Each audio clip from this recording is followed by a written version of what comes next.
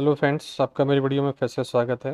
Last video में हमने देखा था कि यूज़ पैरम हुक को किस तरह से यूज़ कर सकते हैं। उसके लिए हमने ये पैरामेट्रिक राउट बनाया था।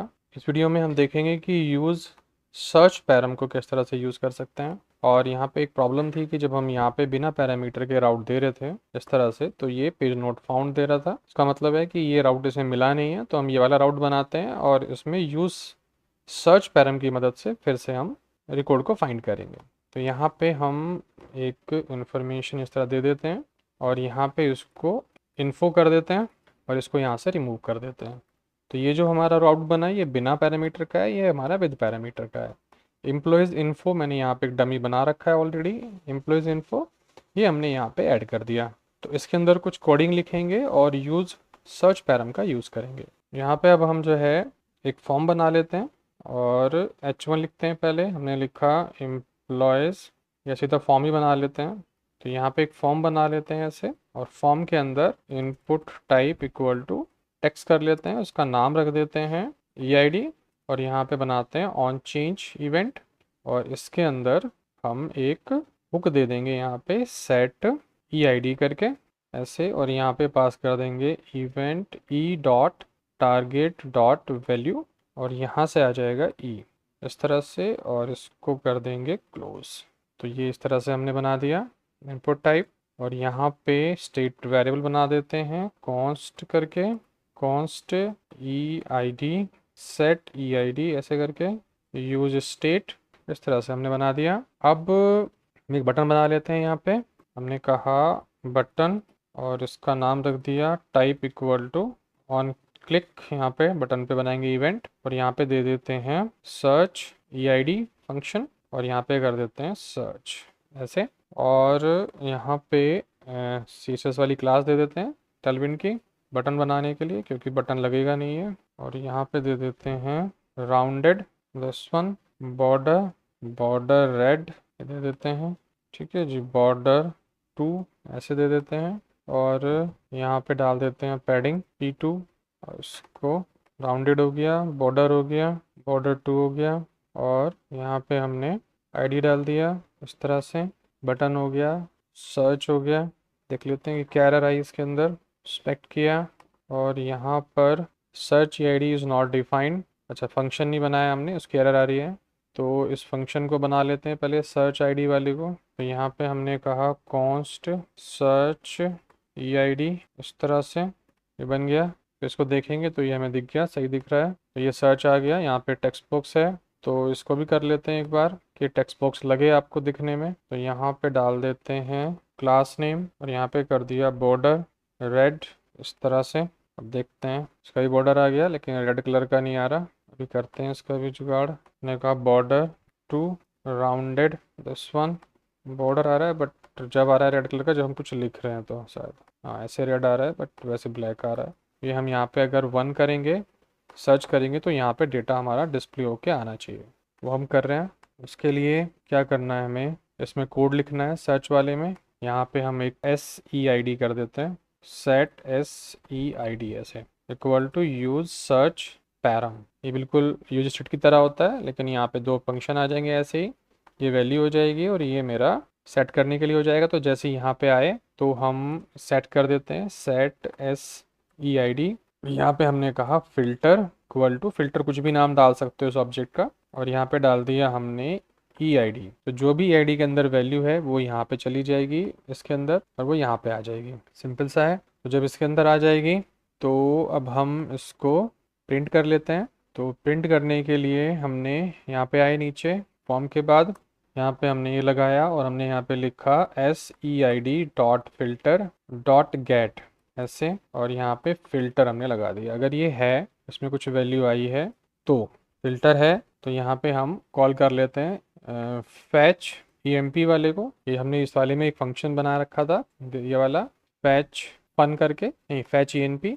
तो फैच EMP को हमने यहाँ पे एक्सपोर्ट कर दिया नीचे, और इसको यहाँ पे कॉल कर लेते हैं, क्योंकि एक बार कोड लिख चुके हैं तो बार बार नहीं लिखेंगे। और यहाँ पे EID को पास कर दिया, और EID की जगह हमने लिख दिया यहाँ पे SEID डॉट गेट, और यहाँ पे हो जाएगा फिल्टर इस तरह से। और इस तरह से हम इसको करने की कोशिश करेंगे। ठीक है जी, ये इस तरह से। तो ये हो गया हमारा। अगर हमें ये मिलता है फ़िल्टर कोई वैल्यू है, अगर आपने सर्च किया है कोई वैल्यू है तो यहाँ पे वो डिस्प्ले हो जाएगी, वरना वो डिस्प्ले नहीं होगी। ऐसे करने की कोशिश कर रहे हैं, चेक करते हैं। जैसे मैंने यहाँ पे एक किया, सर्च किया, तो यहाँ पे इंफॉर्मेशन आनी चाहिए। देखते हैं अब क्यों नहीं आ रही। यहाँ पे गए, यहाँ से हमने ऑलरेडी रिटर्न किया हुआ है इंफॉर्मेशन, और यहाँ पे हम फैच करके ला रहे हैं और यहाँ पे हम ये आईडी पास कर रहे हैं। तो वही हमने यहाँ पे किया, हमने इसमें इंफॉर्मेशन को ऐड कर दिया SEID, यहाँ पे फ़िल्टर डाल दिया, फिर SEID में हमने गेट किया, फिर यहाँ से गेट किया तो इसमें हमने पास कर दिया। एक बार इसको रिफ़्रेश कर लेते हैं इस तरह से, फिर हमने ऐसे पास किया, सर्च किया, चेक करते हैं भाई क्या एरर आ रही है। देखा जाए तो एरर कुछ भी नहीं है। 2 पास किया, कोई एरर नहीं है, बट इन्फॉर्मेशन हमारी डिस्प्ले नहीं हो रही है। इसको देख लेते हैं भाई क्यों नहीं हो रही।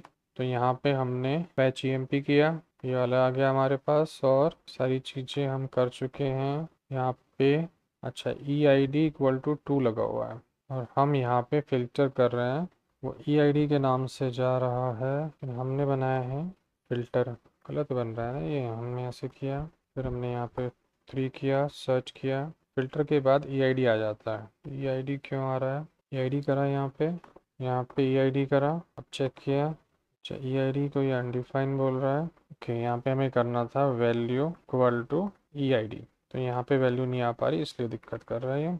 ऐसे आ गया वैल्यू इक्वल टू EID, तो यहाँ पे हमारी आ जाएगी।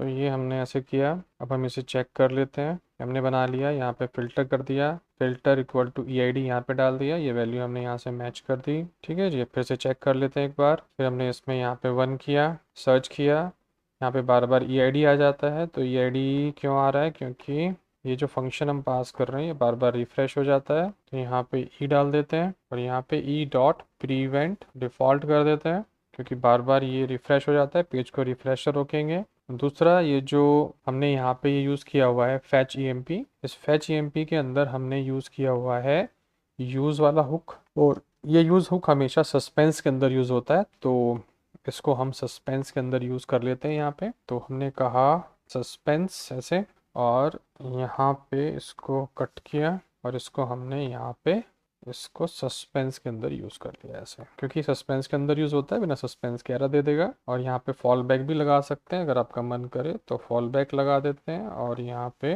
H1 लिख के लोडिंग कर देते हैं ऐसे। तो ये भी हो जाएगा हमारा फॉल बैक वाला काम, ब्लैंक हो गया है। और ये हमने इसको भी रोक दिया कि ये हमारा फ़िल्टर ही रहे जो हम नाम डाल रहे हैं। यहाँ पे आ जाते हैं, और फिर से एक बार इसको हटा के स्टार्ट करते हैं, और यहाँ पे मैंने 1 पास किया, सर्च किया, ये देखो अब एम्प्लॉयज़ आने लगा, यहाँ पे फ़िल्टर भी आने लगा, वो रुक गया डिफ़ॉल्ट। जैसे ही मैं यहाँ पे 2 कर दूंगा तो देखो अपने आप ही ये मैंने रिफ़्रेश किया, और यहाँ पे 2 वाली वैल्यू आ गई। मैंने यहाँ पे इसको 3rd किया, सर्च किया, तो यहाँ पे 3rd वाली वैल्यू आ गई। अगर मैंने यहाँ पे 7 किया तो वैल्यू है नहीं, मैंने इसको सर्च किया, देखो यहाँ का रिकॉर्ड नॉट फाउंड। तो ये वाला कंपोनेंट जो मैंने पहले बनाया था EMP के लिए, फैच वाला, ये वाला, ये हमेशा सस्पेंस के अंदर ही यूज़ होता है, तो सस्पेंस लगा दिया, इसको यूज़ कर दिया, इसमें वैल्यू पास कर दी, और हमने सर्च पैरम जो हमारा पैरामीटर है ये वाला, इसके थ्रू हमने इसको डिफाइन कर दिया यहाँ पे फ़िल्टर। तो जैसे ये डिफाइन किया तो ये इन्फॉर्मेशन यहाँ पे आने लगी, और इसकी जो वैल्यू हम यहाँ पे पास कर रहे हैं उस वैल्यू को हमने इसमें पास कर दिया। बाकी ये हम यूज स्टेट हुक के थ्रू भी कर सकते थे, इस वाली आईडी को पास कर सकते थे, लेकिन ये जो URL है ये वाला इसमें ऐड नहीं होता। और ये हो सकता है कि ये वाला URL आप मैनुअली अपने आप भी लिखें, मतलब यहाँ से अगर आप सपोज करो 1 देने लगे ऐसे, तो देखो अपने आप इन्फॉर्मेशन चेंज हो जाती है। तो ये यूज़र के थ्रू भी इन्फॉर्मेशन ऐसे आ सकती है, तो यहाँ से इन्फॉर्मेशन आराम से बदल जाती है। तो इस URL की मदद से ये सारी इन्फॉर्मेशन आपकी चेंज हो जाएगी। तो ये सब चीज़ें हम यूज़ कर सकते हैं रिएक्ट के अंदर यूज़ सर्च पैरम की मदद से। तो ये भी हम राउट कैसे बनाते हैं ये मैंने आपको बता दिया इस वीडियो में। तो इस वीडियो में आपने सीख लिया होगा कि किस तरह से हम यूज़ सर्च पैरम को यूज़ कर सकते हैं इन्फॉर्मेशन फैच करने के लिए, जिसमें हमने यहाँ पे यूज़ हुक का यूज़ किया जो नया है रिएक्ट 19 के अंदर, और जो सस्पेंस के अंदर यूज़ होता है ऐसे। अगर वीडियो अच्छी लगी हो तो लाइक कर दीजिएगा, चैनल सब्सक्राइब कर लीजिएगा। वीडियो देखने के लिए धन्यवाद।